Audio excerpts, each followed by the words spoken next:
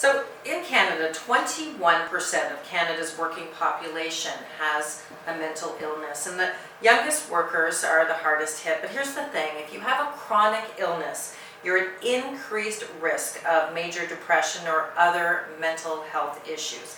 Lots of unique challenges that youth with a major disease or chronic illness face. My name is Kimothy Walker, and to talk with us about this today is Andrea Hopkins. Thanks for doing this. Tell us about your experience, because you had a diagnosis, you had a health journey. Tell us some of those things.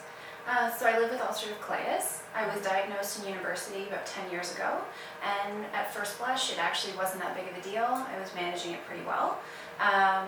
My mom got sick several years after that and passed away from cancer, and within 2 months following her death I was hospitalized for 3 months and had my colon taken out and was given an ostomy bag to live with permanently at the time. It's since been reversed, but it's been a real struggle, I think, to try and find myself through all of that journey and kind of keep a constant. Now, stress impacts your illness a great deal, right? Yes. So there's a direct connection there for you between mental health and your chronic illness. Absolutely. I don't Yeah. think stress is helpful for anybody, but I mean, we do have evidence that there's a link between stress and the exacerbation of chronic illness. And certainly for myself, my disease went pretty much overnight from very manageable and not affecting my life to being full-blown Crohn's that required essentially the removal of my large intestine. So how was your mental health at that time? Must have been really tough. In 2008, after the loss of my mom and going through all of this in a very kind of truncated timeline, it was a struggle. There were definitely some dark days.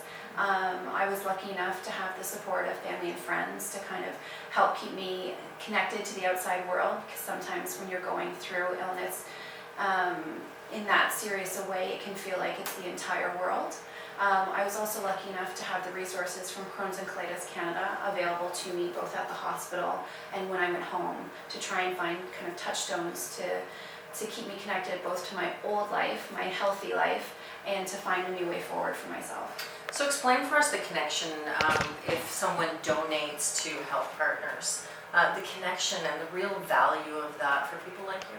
So Health Partners supports 16 medical charities throughout Canada, including Crohn's and Colitis Canada. A large part of our fundraising efforts does come through Health Partners. So in a very real sense, the money being donated to Health Partners helps people like me who have struggled with chronic illness and medications and surgeries and scars and all of this other stuff that feels like it's kind of putting your real life on hold. And those resources really help individuals like me get to a place where you can kind of go back to living your life. Thank you so much for doing this and for speaking out. Thank you for having me.